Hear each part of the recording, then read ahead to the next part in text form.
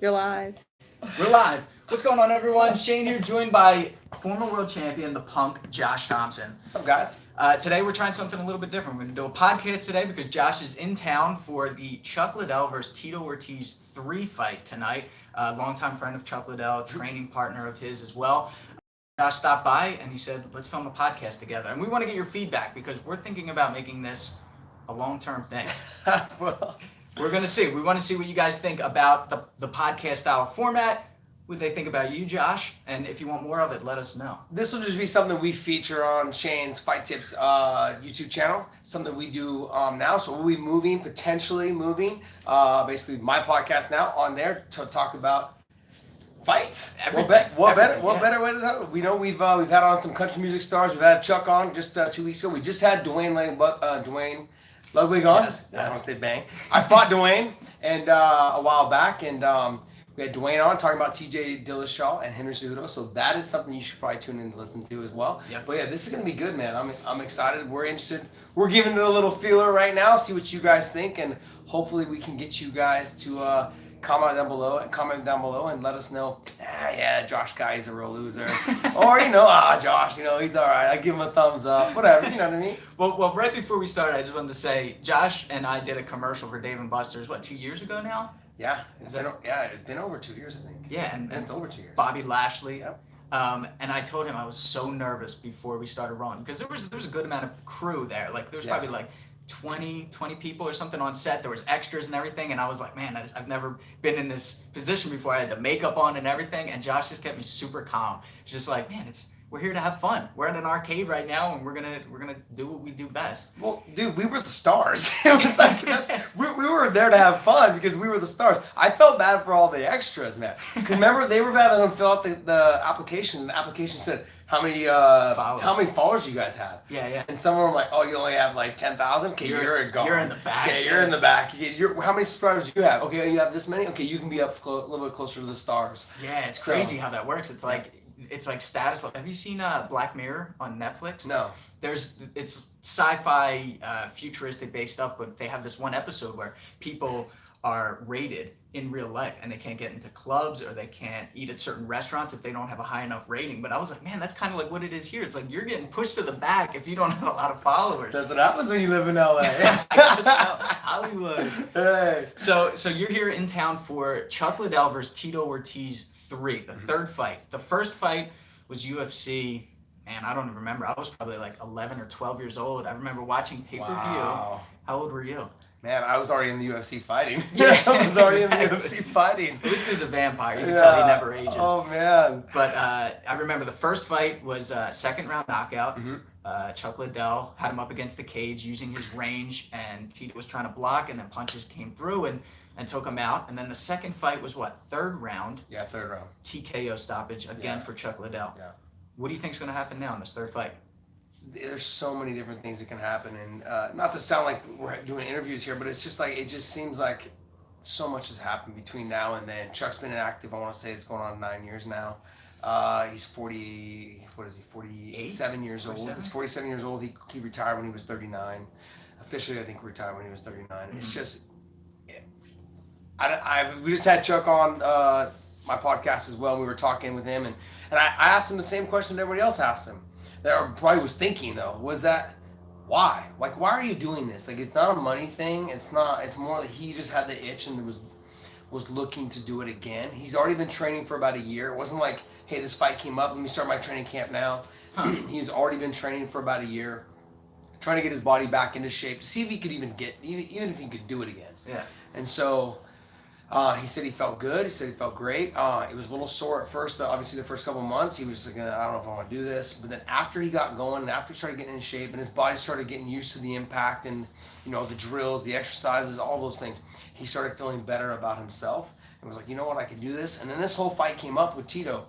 The only thing that for me that I feel like they could have done differently is they shouldn't have taken the two of the biggest names in UFC history and put them into a Golden Boy promotion. The only reason why I say that is because you're marketing to a boxing crowd, which I don't think that they're going to end up getting what they could have got had they marketed to like a Bellator crowd or a UFC crowd or someone along those lines. Someone that has a mainstream MMA market. The one thing that confused me at first when I heard about this fight, I was like, is it MMA? Is it boxing? Like, because I didn't know, because Golden Boy, De La Hoya, it definitely was something that that confused me at first. And I thought the same thing, like, is this going to be, I don't know. It seems like the overall viewpoint of this is kind of people are hating because of their age alone. What do you mean? Chael Sonnen. Chael's a hater, though. I like Chael, man. I love Chael, but he's been trolling hard on. Did you see his two most recent posts on Instagram? Yeah. Pretending like the fight already happened. I mean, the thing is, though, is that with Chael, you expect things like this from Chael. And I love Chael to death. Chael and I have done some shows together for Bellator as far as commentary is. But, look, let's be real. These two guys just want to fight. They want to fight again to see what the third one is, see what happens. I understand you fought twice. Let's see what happens in the third one. Mm-hmm. I think they should have went with a bigger MMA promotion versus doing a one-off with Golden Boy Promotions, because you can already tell. People are asking like, "Hey, what time?" People were texting me today. What time the fight start? Mm-hmm. It's not good. You know, that's not good. Is this the first MMA fight that Golden Boy is doing? I think it's the first MMA fight that a boxing promotion has put on. Oh wow! So look, and I like the idea. And look, I'm a huge. I like Oscar De La Hoya. I'm a huge Golden Boy fan. I'm a nut rider when it comes. I love watching Canelo fight. I love watching the promotions that he put on and how he's grown boxing himself. Ryan Garcia. And I love it, man. I really, really, truly enjoy what Golden Boy has done for boxing. Yep. Do I think it's a good idea that they try to dabble in this? Yes, but I think they should have done it with somebody more of a, like, I don't want to say mainstream, but some that attracted more attention. Are there any recognizable fighters on the undercard? So there are. There's Tom Lawler, who was he's fought in the UFC a bunch of times. Yep. Deron Wynn, who was number 2 or number 3 on the Olympic ladder for wrestling for a while, who's also one of my teammates, so I'm a little biased when it comes to that. But those two guys are the co-main event. I believe that fight is at light heavyweight. I want to say they both weighed in at 200 pounds. Okay. But that, to me, that's going to be a good fight. But Deron taking a huge step up in competition against Tom Lawler, because Tom Lawler's got a lot of experience. He's also a decent wrestler. Mm-hmm. Whereas Deron only has, I want to say 4, maybe 5 fights. I think only 4 fights. So it's a big step up, so fast, so quick. But Deron's one of those guys, man. He wants to get in there and get after it. His main sparring partner for his camp was DC. So he's had some good work. DC's obviously, a whole nother level above, and not just to mention, a little big right now after the big win that he just had over Derek Lewis. Yeah. I mean, DC's weighing about 255 right now, I would like to say. But, he's put on that weight, and, with Deron only being, around 205, 206, he gave up a lot of weight. But let's not be mistaken, he's still able to get some takedowns on DC, which is pretty impressive, man. That's how good of a wrestler he is. For the guys tuning in who aren't familiar, Josh, you train with DC pretty much full time, right? Yeah, so I train with DC pretty much full time. I own my own gym as well, but we still have the AK fighter training. So one of Khabib's, one of his main sparring partners, Islam Makhachev, one of his main sparring partners and training partners as well. Obviously, I'm getting a little old in the tooth.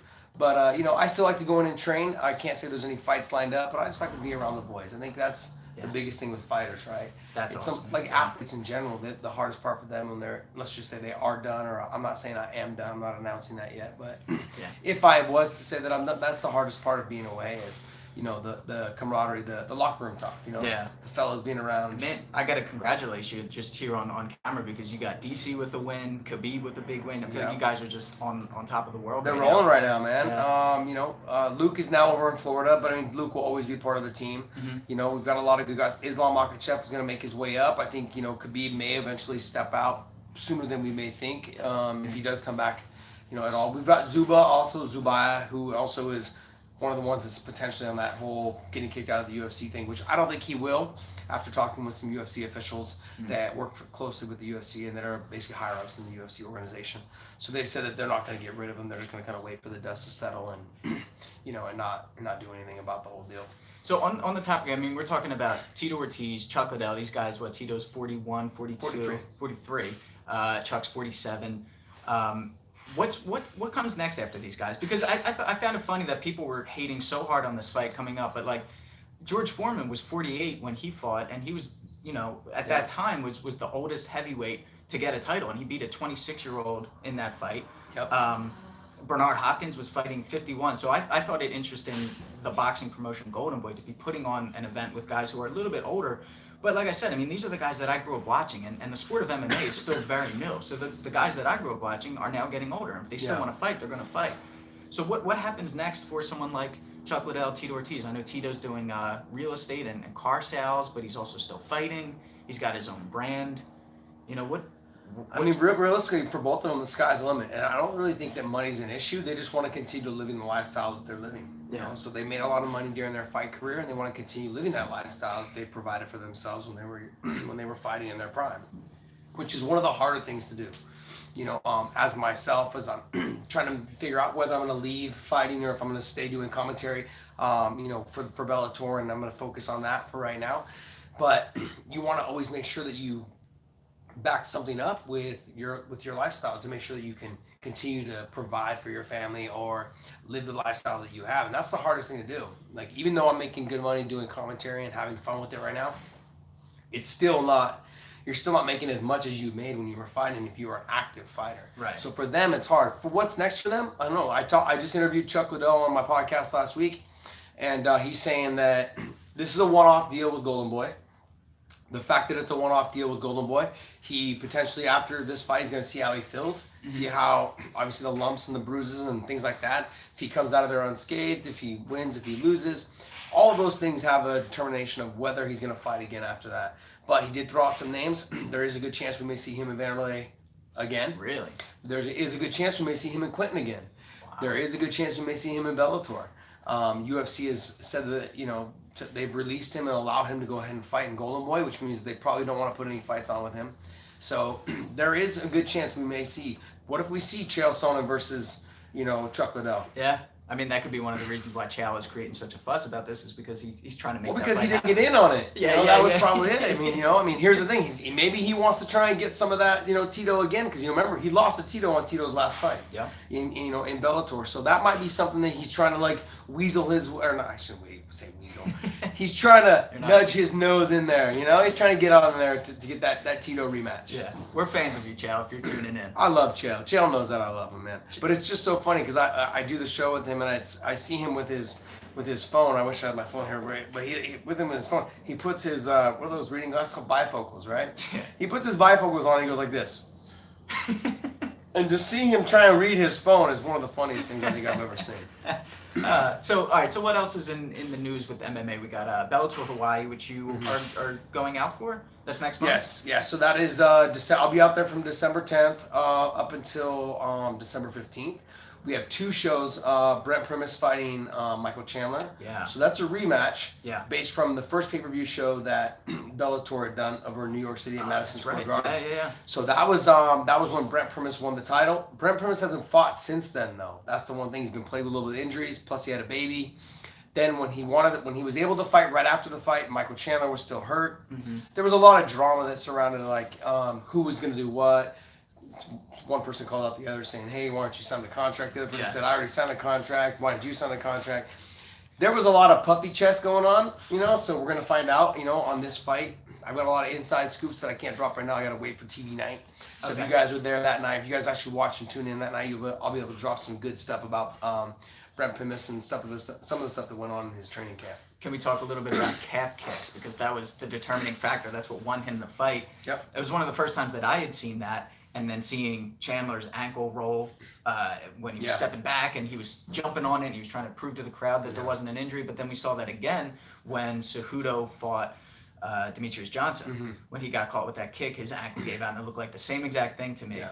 And I thought he had shattered his tibia or something like that. I thought it was something broke, but turns out there was no broken bones. It was simply because he hit a nerve on the outside of the calf, and that's a calf crunch. I mean, that's like a thing that you guys train and are used to seeing. So yes, I do train it all the time. It's actually one of my favorite kicks. If you watch my fight with Pitbull, I use it in there. I use it actually a lot with Gilbert Melendez when I first fought. Not the first time, but the third time I fought Gilbert. I used it a little bit in that fight as well. It's very effective. It's kind of like high reward, low risk kind of type move. As long as you do it with speed and a little bit of precision, making sure that you're hitting more or less with the foot or like slightly above the foot within the low part of the ankle. You don't want to get too close because you can still be countered. Right. is probably one of the most effective kicks I think there is right now on that fighters are doing for sure. Yeah, it kind of seems like a new move. Like no one was using it for the longest time. It's not new at all. Yeah. You know who was using it first? Game Bread. So, Masvidal? Masvidal used it on Gilbert Melendez back in Strikeforce. Is one of the first. That was the first time I'd ever seen it. Who?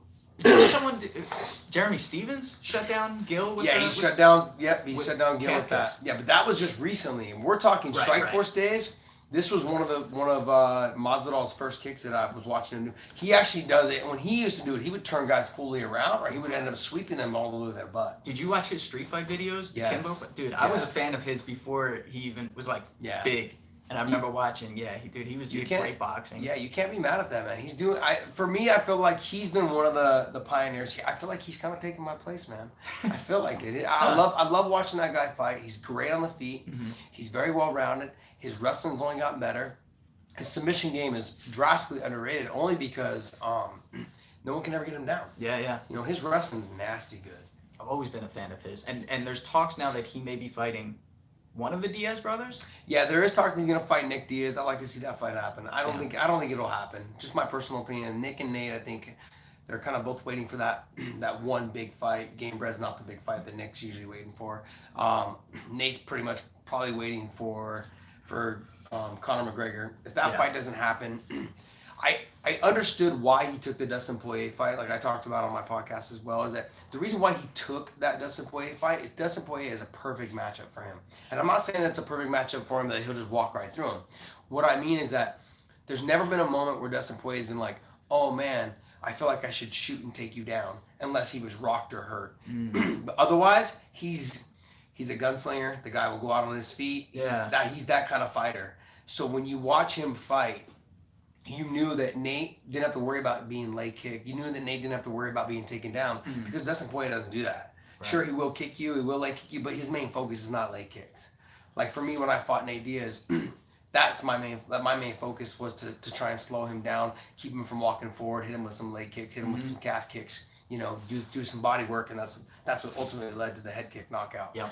But and by the way, if you guys haven't seen that, you got to do a search on YouTube real quick. It's amazing. It truly is. Josh is the only person to ever stop Nate with. Well, a Diaz brother. Period. I'm the only person I think to stop a Diaz brother. Right. So you got to check that. I think Nick maybe in like his first or second pro.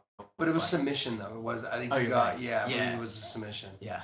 Yeah. I think he got armbarred by Jeremy Stevens. Jeremy Jackson. Yeah. Blonde.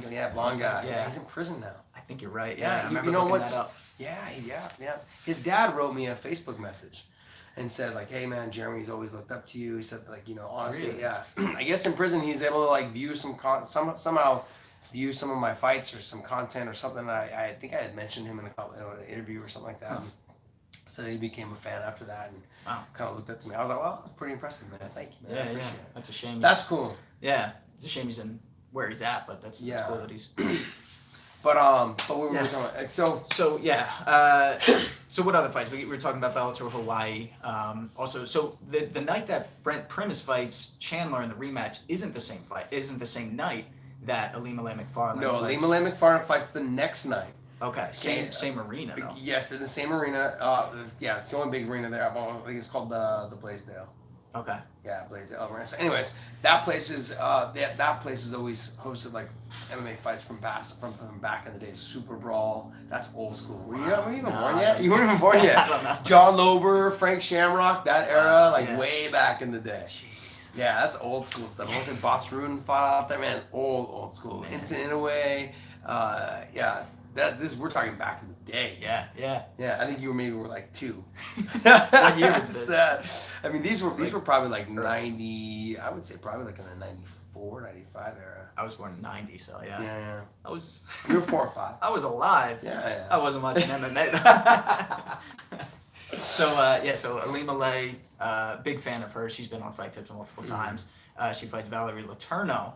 That's going to be a great fight as well. What have you done with Ilima-Lei? We did the Fight Like series. Has she come over since? No, but we've. What was the Fight Like series? She did 3 of her signature moves. So she taught. I think it was all grappling. Yes. She did like a grappling series. She kind of talked about like how she goes from a triangle and and transitions from that to an armbar, and then, or maybe a sweep to the triangle to the armbar. Yeah. But she was twisting me up like a pretzel. She's I awesome. don't doubt it. Yeah. She's nasty good. She is. She trains with the 10 Planet guys out there in Hawaii. Right? Yeah. And she's here also too. She's I think, training right? San Diego, I think. Yeah. Yeah. I saw her with some of the 10 Planet people just recently. I just was texting her back and forth last week to get some of the inside scoop. Yeah. When it comes TV time, of course. How do you see that fight going? I feel like Alima Lake can win it anywhere she wants. It's just, it has to do with Valerie hasn't really looked all that great since she got to Bellator. She looked okay. She hasn't looked dominant. I think that it takes a couple of fights for fighters to get used to making the Bellator cage feel like home. That's how it is in any big organization, I believe. When I left, when Strikeforce was bought out by the UFC and I ended up going to the UFC again, I'd already been there. I'd already been in the bright lights. I fought in the UFC back from 2000 to 2004. Right. So when I got there, it was no surprise on how I would feel. I was already used to it. Plus, I had fought like in Pride and Dream and big arenas there. I mean, almost like 40,000 seat arenas, that were packed. So it was like, when you get there, sure, it's nice to be back to the UFC. It was like, at the time, I was like, okay, cool. Yeah. But I'd already been there. But for somebody that's leaving and switching promotions, like when I left the UFC and went to Bellator, I was nervous. Really? I was nervous to get in because I'd never fought in Bellator. Even though it's running, it's like basically the same guys, same people that ran Strikeforce. I was back. I was in a promotion I had never fought in before. Huh. So it was weird. Like it was a weird situation, a weird thing.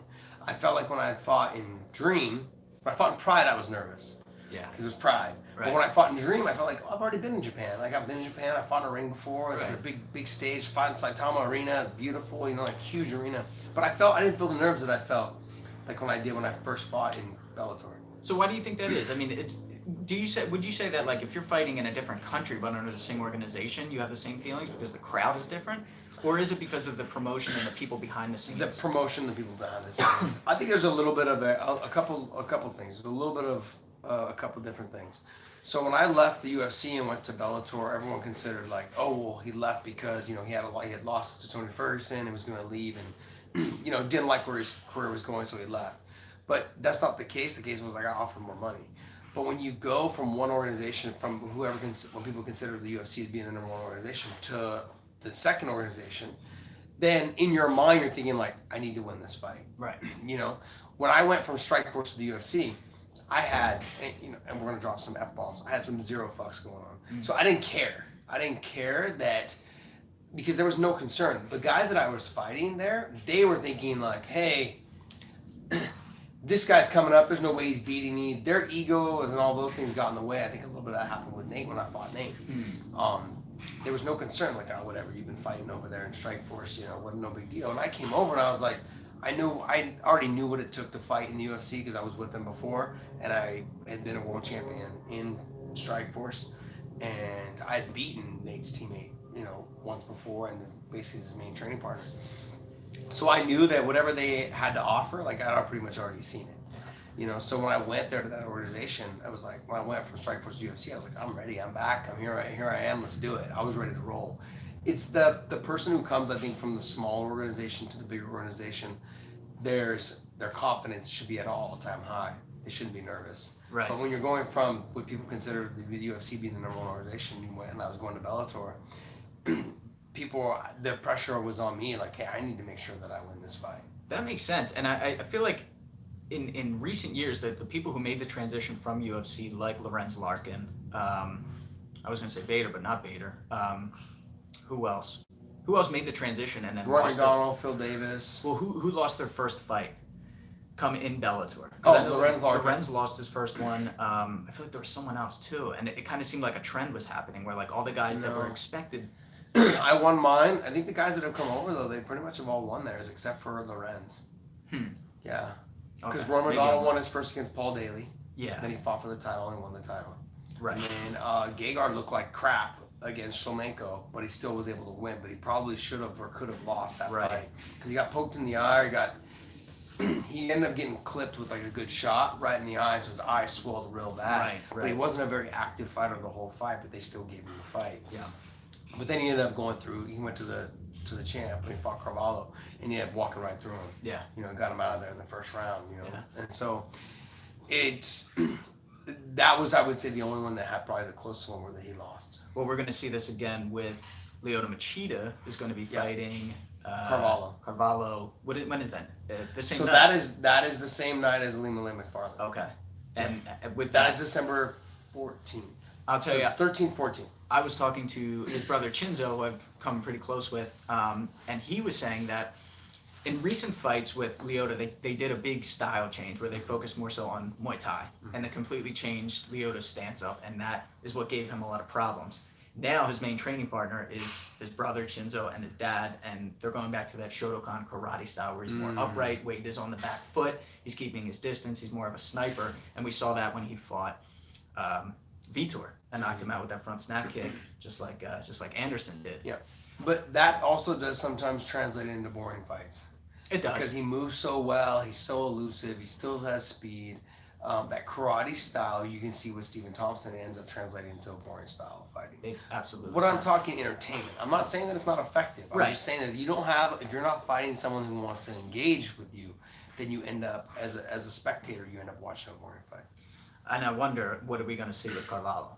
Is he going to try to engage? Is he going to stay on the outside? Well, he's going to try to use his length. He's a tall, long and lengthy kind of guy. He's going to try to use his length, probably use a little bit of the body kicks. But he's got to be careful because Machida counters really well. Mm-hmm. So what he's got to be careful of is that Machida's going to pretty much like try to stop the kick, block the kick, and counter with something real fast. Yeah. Or try to catch him as he tries to throw right off the bat. Right. You know, and that's kind of what his MO has always been, you know, and it's hard to stop because he is so fast and elusive. Mm-hmm. So he usually hits you and then he gets out before you can do anything back.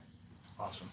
So then what's next after that? We got is that for the end of the year? I mean, that's pretty much it, right? It wouldn't be. Yeah, that's pretty much the end of the year. Then we have January 26th here in LA. Of course, we've got Fedor Emelianenko fighting Ryan Bader. Yes. That's going to be a great. And that's the end of the Grand Prix. That's the end of the heavyweight Grand Prix. Okay. So for everyone who hasn't been following, it was an 8-person tournament? Yes. 8-person tournament, and this is the finalist. So it's Fedor Emelianenko versus Ryan Bader. That's a fight that I'm very interested to see. I thought from the start I saw Bader being the guy to take it. I thought, based on his style, the wrestling, his youth, I thought he was going to be the guy to get the win. What do you think? So I thought possibly it could have been him, but what I thought though is that if Big Country was able to get past Matt Maturin, which I thought he was gonna, Ryan Bader wouldn't have been able to beat. How did that fight end? Which one? Big Country and. It ended up going to the distance. Big Country started coming on towards the end, but he lost the first 2 rounds, so he needed to kind of get a finish in the third. Right, he wasn't able to do it. Okay. And I talked to him when we were in Mohegan Sun for his last fight, and when I was talking with him, he was telling me that what had happened is they told him to go ahead, get warmed up. Oh no, wait, there's another fight in front of you. Then they put a fight in front of him. Then he got warmed up, and he warmed up again. And he kept getting warmed up and cooling down, warming up and cooling down. So I felt bad for him, but you know what though? In all the years I've been fighting, that's happened to me a couple times. That adrenaline dump. Yeah, it's just something you got to be prepared for. So if you notice in the fight, he didn't really actually get going till like half of the second round, and that ended up costing him the fight. Wow.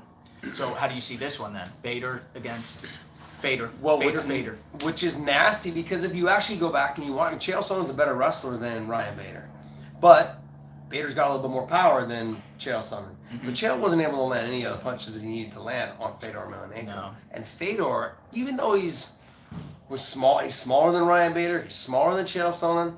Like you saw the speed and you saw the power that he still possesses at his older age. I mean, he was throwing Chael around like nobody's business. I mean, he threw him on that hip toss. He threw him so hard that he ended up over-rotating and Chael ended up getting on top. Yeah. That's how nasty he was. But the thing is I don't know if Chael's going to... I don't see any reason why Bader should go out there and try and take him down. He doesn't need to. He just needs to avoid getting hit. You think he's going to stand and bang? I think he'll stand and bang. I don't think there'll be any reason for him to take him down. He may try, but I mean, I think in the beginning portion of the fight, he should probably try and stand. Just my personal opinion. Probably try and kick, keep him at bay. I think as the fight goes on, Fedor will slow down. I mean, we saw a little bit. He was getting gassed out in the beginning of that first round with Chael Sonnen. Right. But to me, Chael's a better wrestler than Brian Bader. You know, Olympic alternate, Chael Sonnen was. Ryan Bader was, you know, obviously an All-American from ASU. But It's not. You're not even talking the same category as far as wrestling goes. So you see Fedor taking the win? I don't see Fedor taking the win because I think that he's gonna be able. I think Fedor's gonna be able to get to his chin. Okay. And we've seen like Frank Mir kind of graze him a little bit, and he got dropped. Mm-hmm. And then he's Mitrione. been Mitrione dropped, and they both got dropped. But then he beat him up to his feet. Yep. I mean, he still has the speed and still has the power. The one thing with Ryan Bader, and I've said this I don't know how many times, is that he's good when he's the bully. When he's not the bully, no good. So if Fedor, the thing with Fedor's either knocking you out or he's getting knocked out. So, I mean, as you get older in your career, that's kind of what you want to see out of guys. Like guys that go out there and lay it all on the line. You saw in his last fight with Chael Sonnen. That's exactly what he does, man. He comes out, he just lays it all. I mean, he's throwing hip tosses. I mean, he was throwing big heat, hammer fists. I mean, he was doing everything he possibly could to get Chael out of there. Man, it's always a pleasure to watch Fedor too. His whole career has just been so explosive, so dynamic. I'm excited, man. I think I gotta go. I think I'm gonna go Bader. You think so? Yeah, I do. Yeah, I'm gonna go Bader also. But you know what else they just announced on that card though? They announced Gegard Mousasi versus Lovato.